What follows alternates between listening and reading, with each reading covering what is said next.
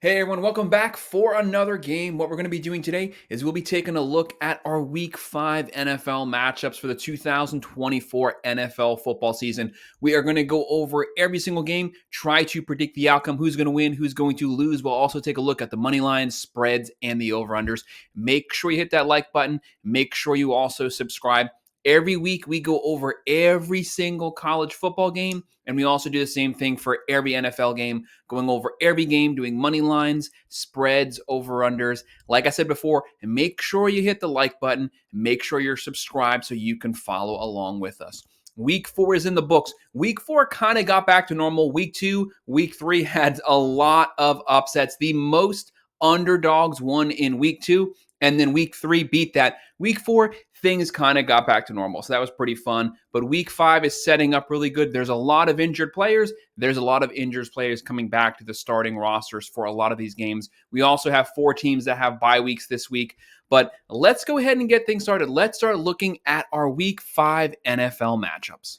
The very first game that we're going to take a look at is our Thursday game, October 3rd. This is our prime NFL football game at 8:15. We have the 3-1 Tampa Bay Buccaneers. They'll be on the road versus the 2-2 Atlanta Falcons. Right now, Atlanta has a 53.9% chance to win this game. They are 1.5-point favorites. The over-under is 43.5.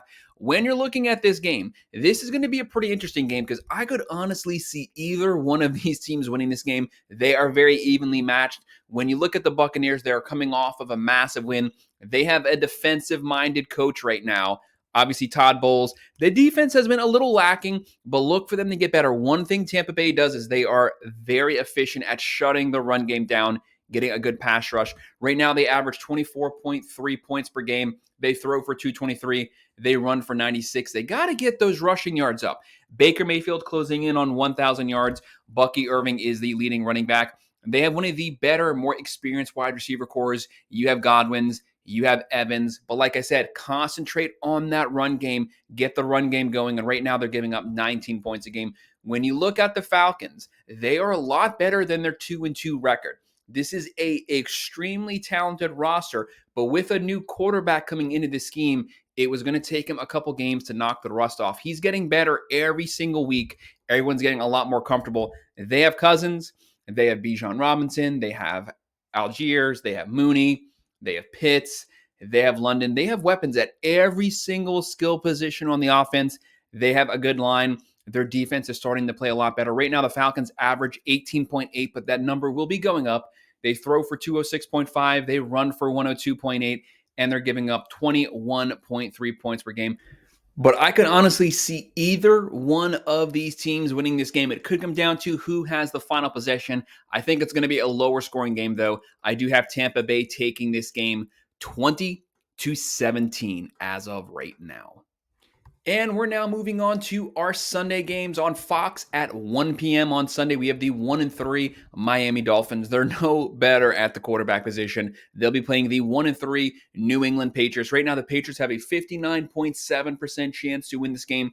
Previously, yesterday, the Dolphins were a half-point favorite. That made no sense after watching the Dolphins play. I said that was outrageous. Now the Patriots are 1-point favorites, but this game is basically a pick-em. The over-under is 35.5. This is going to be a low-scoring game no matter what. This is two of the worst offenses in the NFL. It's going to be hard to watch. If there's anything else on TV, watch that. Do not watch this game. Right now, the Dolphins, since Tua went down, their offense is completely anemic. They have the worst offense in the NFL. And that's crazy because they have one of the best offensive rosters in all of football. They have Achin. They have Mostert. They have Hill, Waddle, Berrios. They have everyone except the quarterback position. No matter who starts at quarterback on Sunday, it's probably not going to be Tua.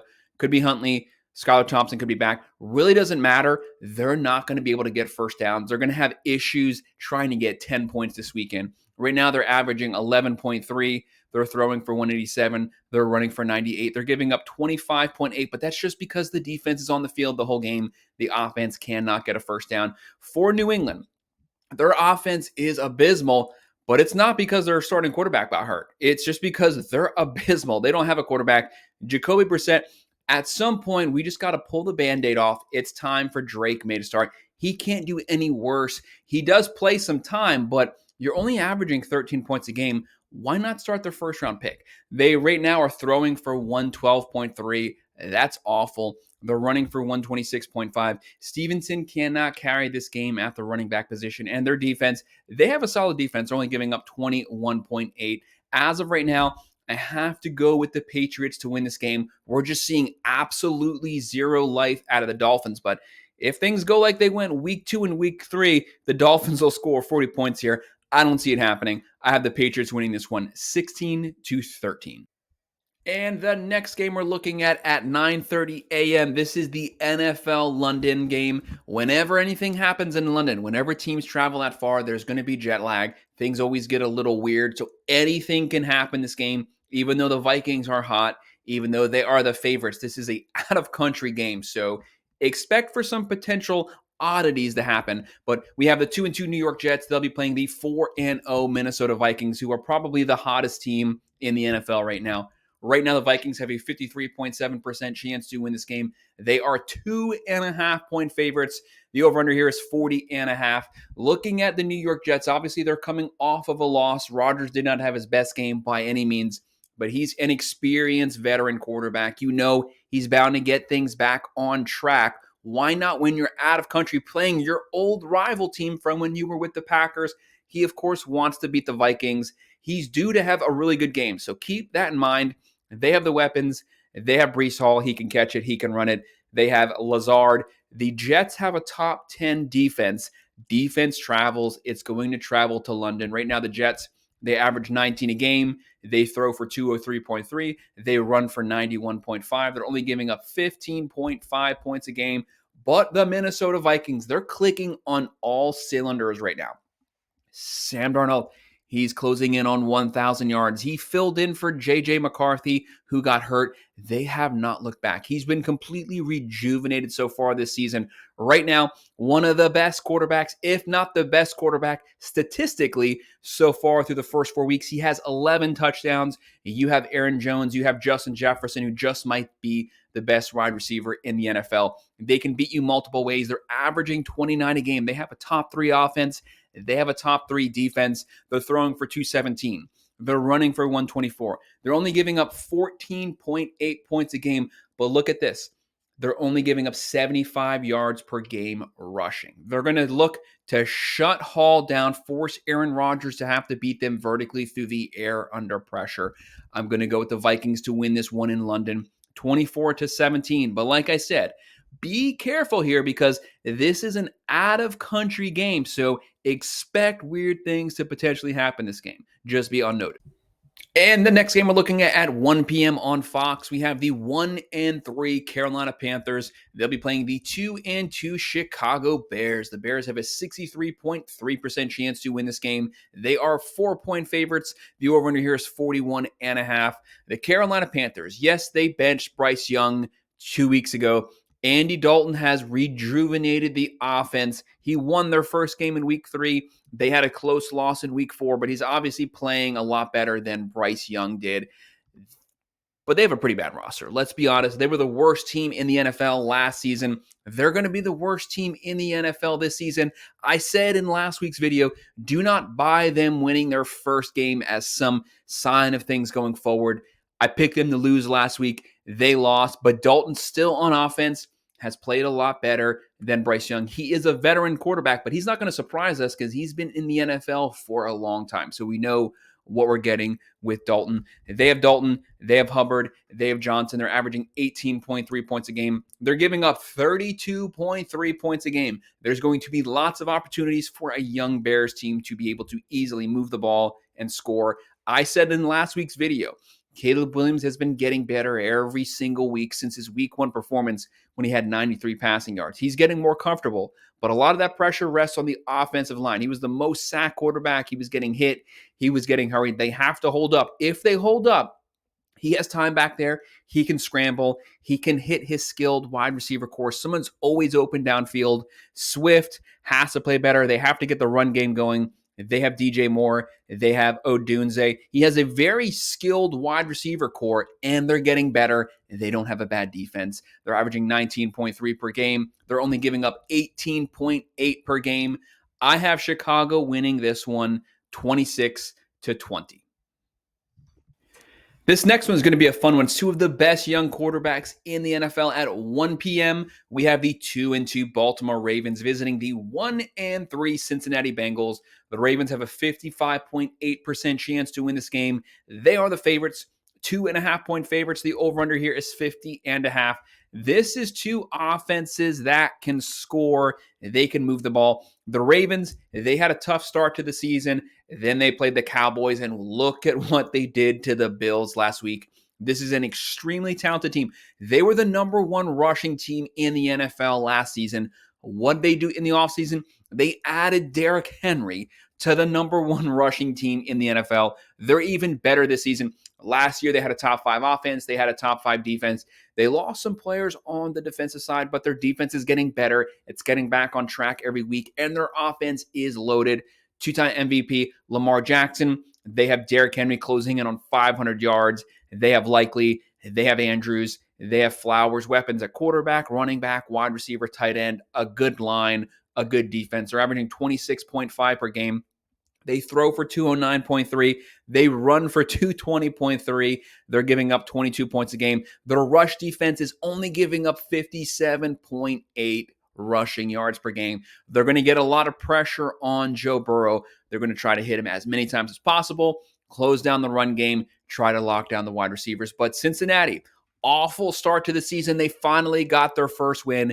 They finally got that weight off of their shoulder. They could not afford to drop to 0-4, but they finally won a game, get things back on track. If the Ravens come into this game sleeping, Cincinnati's more than capable of beating them. Do not let the 1-3 record fool you. Right now, they are 1-3, but they're averaging 25.5. They're throwing for 236. They're running for 102. They're giving up 26 a game. They got to get the defense on track. But if Joe Burrow's on, he has the weapons. Moss, Chase, Higgins. If he has a good game, he can beat the Ravens. But the Ravens are really clicking right now. I have Baltimore winning this one 27-20. The next game on Fox at 1 p.m., the 1-3 Cleveland Browns playing the 3-1 Washington Commanders. Washington has a 63.2% chance to win this game. They are 3-point favorites. The over-under here is 44.5. This game scares me because Cleveland is due to get a win. They had that one win versus the Jags, but it's Cleveland's defense. They have a top 10 defense. The issue has been Deshaun Watson. They need a quarterback. He has been god-awful, has not been the quarterback he was 4 or 5 seasons ago. He has all the off-the-field stuff going on. I don't know if this guy is going to get suspended at some point this season due to the new case coming up, but he didn't have a bad game this past weekend. He's probably due to have a good game at some point. This could easily be it because Washington doesn't have a great defense. So Watson could get hot this game. They have Ford, Judy, Cooper. They have weapons. If they just had a serviceable quarterback with this defense, this would be a lot better team. They didn't make the playoffs last year. Right now, they average 16.5. They throw for 151.5. They run for 94.8. Their defense is giving up 21.8. For Washington, obviously, Jaden Daniels has been lighting it up. He's the rookie of the year so far. He's doing everything. Throwing, running the ball, playing efficiently. He's closing in on 900 yards passing. They have Brian Robinson Jr. They have a decent wide receiver core. They're averaging 30.3 points a game. They have a top 3 offense with a rookie quarterback. But he's also probably due for a bad game. Statistically speaking, it has to happen at some point. The Cleveland Browns defense could be the team where they come into town with an aggressive defense. They get pressure on him. He has a bad game, and the Browns could potentially steal one. But they are throwing for 213. They're running for 169.3, and their defense is only giving up 25.5. There will be opportunities for the Browns to score, but as of right now, I still have to go with Washington continuing their hot streak, winning this one 27-21.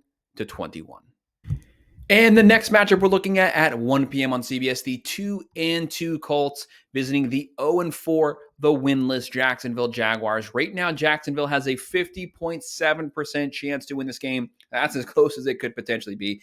practically a 50-50. Right now, the Jags are 3-point favorites. The over-under here is 46.5. The Jags are winless, but the Jags are due. They showed a lot of fight. They almost beat the Houston Texans in Houston last week. A lot of fight there. Trevor Lawrence played a lot better, but in typical Jacksonville fashion, the offense sputtered out and the defense gave the lead up. For the Colts, as of right now, we don't know how hurt is Jonathan Taylor. How hurt is Anthony Richardson? Are they going to start on Sunday? If Richardson doesn't start, Flacco is more than capable of leading this team just like he did for the Browns last season. Led them to the playoffs. He led them to that win versus Pittsburgh. He's more than capable of doing that. He is an experienced veteran quarterback with a big arm. They have playmakers, especially if Jonathan Taylor can play. But if not, they'll have to make do. Flacco, Pierce. Anthony Richardson wasn't doing that well. I was never high on him when he was at UF. I did not think he would succeed in the NFL. He's shown flashes, but it hasn't been consistent. Right now, they average 21.3 points a game. They throw for 194.5. They run for 131.8, and they're giving up 21.3 points a game on the defensive side. Jacksonville, they're only averaging 15 a game. That's awful. They're throwing for 159.3. We have to see better play out of Trevor Lawrence. He got the big contract. He was the number one pick. He has not lived up to his side of the bargain, but some of that could fall on Doug Peterson also. They're throwing for 159.3. They're running for 126.3. Their defense is giving up 27.3. But that's what happens when your offense leaves them on the field the whole game. There's Trevor Lawrence. There's Etienne Jr. There's Thomas Jr. There's Kirk. We need to see better play out of Lawrence, and we need a true number one wide receiver to step up on the squad. Jacksonville always plays the Colts tough, though. I have them getting their first win of the season here versus a beat-up Colts, taking this one 24-20. And this next matchup at 1 p.m. could easily turn into a high-flying shootout. Two aggressive offenses at 1 p.m. on CBS. We have the 3-1 Buffalo Bills coming off of getting spanked and beaten down to earth by the Ravens. They'll be playing the 3-1 Houston Texans coming off that win versus Jacksonville. Right now, the Bills have a 56% chance to win this game, but they are 1 point favorites. This game is practically a pick-em. The over-under is 47.5. Buffalo can score some points. Right now, they're averaging 30.5 points a game. They have a top 3 offense. They are an aggressive offense. The biggest issue for them is with Diggs now being gone, there's not a true wide receiver number one. They have a young wide receiver core, but not a true wide receiver number one threat. Diggs is now on the Texans. This game is going to be personal for the Texans. Diggs wants to beat the Bills up, but will he be able to do that? The Bills throw for 195.5. They run for 110.3. Solid defense. They're giving up 20.8 points a game, but Miller has been suspended 4 games. He's not going to be playing this game. That could be a difference maker. They have Allen. They have James Cook. They have Shakir. They have Coleman. There's weapons there, but how's the defense going to respond versus this Houston offense? They're averaging 19.8, but we know statistically they're a lot better than that. They're throwing for 257.8 per game, a very aggressive pass-heavy offense. They're running for 106.8, and their defense is giving up 23.5. They have Stroud. They have Mixon, Collins, Diggs, multiple weapons, a better offensive roster, but the Bills have Josh Allen. I think this game could go either way, could come down to the final possession. As of right now, though, I have to go with the Bills winning what could turn into a shootout, but them getting the win here, 28-24. But be watchful of this game, because whenever you have two offenses that can score, anything can happen. Could come down to that final possession. And then next matchup we're looking at 4:05 p.m. on Fox, the 2-2 Las Vegas Raiders playing the 2-2 Denver Broncos. Denver rattling off 2 wins here. Bo Nix started out the season really sloppy first 2 performances. That was just awful. They've gotten things back on track. Props to Bo Nix for staying within his skill set. Props to Sean Payton for being able to gear the offensive play calling towards Nix's strengths. That's being mobile, scrambling, moving the pocket, throwing those short dink and dunk passes. Right now, it's the Broncos who have a 52.6% chance to win this game. They are 3-point favorites. The over-under is a low one, 36.5. Raiders do not have a bad team. Obviously, Gardner Minshew, you can get good Gardner, you can get bad Gardner. He can throw for 3 touchdowns. He could throw for 3 picks, but he's closing in on 900 yards. They have White. They have Bowers, they have Adams, but right now they're potentially shopping Adams. So I don't know what kind of performance we are going to get out of him right now. They're averaging 19.5. They're giving up 24.3. The defense hasn't played up to the standards that they should be playing at. For Denver, they're averaging 15.5. They throw for 159.8. They run for 106.3. Solid defense for the Broncos. They're giving up 13.8 points a game. Bo Nix is now no longer the leading rusher for the Broncos. That was one of their biggest issues, was having to generate a run game. That's now been Williams. They don't have a bad team, especially on defense. Solid defense, playing a beat-up Raiders team that we don't even know what the status of Adams is as of right now. Can Denver win 3 straight? I'm going to go with the Raiders winning this one, 17-16, and their defense stepping up big this game. And the next one we want to look at on Fox at 4:05 p.m., the 1-3 Arizona Cardinals visiting the 2-2 San Francisco 49ers. San Francisco has really gotten their offense going the last few weeks. That's with all the weapons they were down. But the Arizona Cardinals, whenever you have a team that can score like the Cardinals, you have to take them serious, because if you don't have your best offensive game, they could sneak one from you. The Cardinals are probably due for a good offensive performance. They've kind of come back down to earth, but we know how good their roster is. They have Kyler Murray, who should be due for a great passing game. They have Connor. They have Marvin Harrison Jr. having a great season as a rookie. Right now, they average 24 per game. They throw for 180. They run for 153, but their defense is awful. They're giving up 26.5 points a game, mainly due to the fact that they have virtually zero pass rush. They get no pressure on opposing quarterbacks. So Brock Purdy on the other side, he's going to have all day to pick a awful Cardinal secondary apart. They're giving up 208 passing per game. San Francisco, they're averaging 25.8. They're throwing for 271.5. Even with all those guys down, Brock Purdy so far is having the best season of his career, and they're only giving up 20.5 a game. Like I mentioned, the 49ers probably have the best top-to-bottom roster in the NFL when everyone's healthy. Purdy, McCaffrey, Mason, Jennings, Ayuk, Debo, Kittle. There's weapons everywhere, but there's so many guys out right now. But the 49ers know they can run downhill. They have Mason. They have Purdy putting up crazy numbers. I have San Francisco winning this one 28-17. And then next game we're looking at 4:25 p.m. on CBS, the 2-2 Green Bay Packers versus the 1-3 LA Rams. Right now, the Packers have a 56.6% chance to win this game, and they are 3.5-point favorites. The over-under is 47.5. Jordan Love is back. He had ups last week. He had downs. But let's be clear. They got down early, but they fought their way back, and they almost beat the Minnesota Vikings, who as of right now are the hottest team in the NFL. This is a very talented team. Jordan Love should get more consistent every week. He is coming off of a injury. He missed a lot of games. He's a little rusty, but we know what the guy can do. The guy can run. The guy can throw it. They have Josh Jacobs. They have Reed. They can beat you multiple ways. They have a solid defense, and their offense is moving the ball. The Vikings had a very talented defense, and the Packers made a game of it. The Rams, they do not have a talented defense by any means. There's going to be lots of opportunities for the Packers to be able to score here, but they do have Matt Stafford. Matt Stafford, even with the injuries, they are down Nakua, they're down Cooper Kupp. He's making do with what he has. He has Williams, he has Atwell. He's still moving the ball. He's still getting points. I did pick him to lose last week. I was not surprised by that, but you never want to sleep on a quarterback like Stafford, because he can easily go off, save the game, just like he did versus the 49ers. Right now, Green Bay, they average 26 per game. They're giving up 22.3. The Rams are averaging 18.8 per game. They're giving up 28.8. Like I said, the Packers will be able to move the ball, but Stafford could make a game of it. But I have Green Bay getting the win here, 24-20.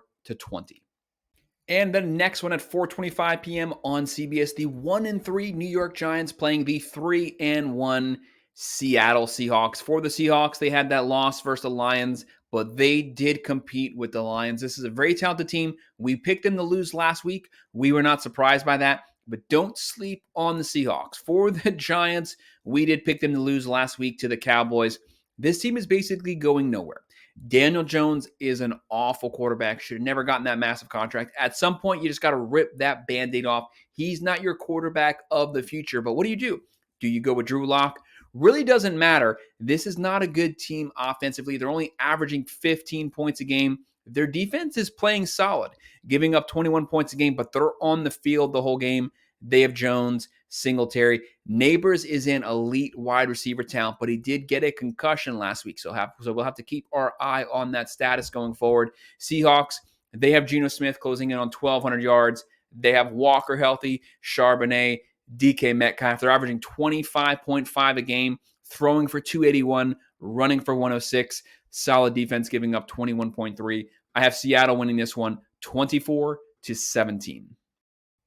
And our next matchup is going to be a game that's going to be decided in the trenches at 8:20 p.m. on NBC. 2-2 Dallas Cowboys coming off that win versus the Giants. We did pick that. They'll be playing 3-1 Pittsburgh. We had them losing last week, but this is a very solid team. They're at home with a solid defense. As of right now, the Steelers have a 52.6% chance to win this game. It's going to be a close one. They're 2.5-point favorites. The over-under here is 42.5. Dallas, they had that win versus the Giants, but I'm sorry, that was not a good win by any means. They barely squeaked the game out. They're averaging 24.3 per game. They're throwing for 255.5. They're only running for 75.3 yards. That is pathetic. Their offensive line is not the line they had 2 years ago. They have to get the run game going. Dowdle is the leading running back. Through the first, 4 games, he has 134 yards. He's basically averaging 31 yards per game. That's pathetic. They need to get more. Dak Prescott must play better. He's got massive contract. We need to get more out of him. CeeDee Lamb does what he does, a great wideout, a top 10 wideout, but we need more out of Dak Prescott. We need more out of that running game. Mike McCarthy better get something going because his job is on the line this season. This team should be a lot better than 2-2. For the Pittsburgh Steelers right now, obviously under Mike Tomlin, he's going to be a defensive-minded coach. They're going to have an elite defense. They're going to shut the run game down. They're going to be physical. They're going to be disciplined. Justin Fields, he's the leading quarterback to me. No matter what, leave him as a starter. I don't see the point of bringing in Russell Wilson. Fields' ceiling's a lot higher than Russell Wilson at this point of his career. The guy can throw. The guy can run. You have Harris. You have Pickens. You have that defense led by TJ Watt. Right now, they're averaging 18.8. They're only giving up 13.3 points a game. Like I said, that defense at home is going to be rough. I'm going Cowboys winning this one. 21-20. My confidence level in that, I'll just be honest, is very low due to the Steelers' defense. They are always in one possession, one score games. They're at home with that defense.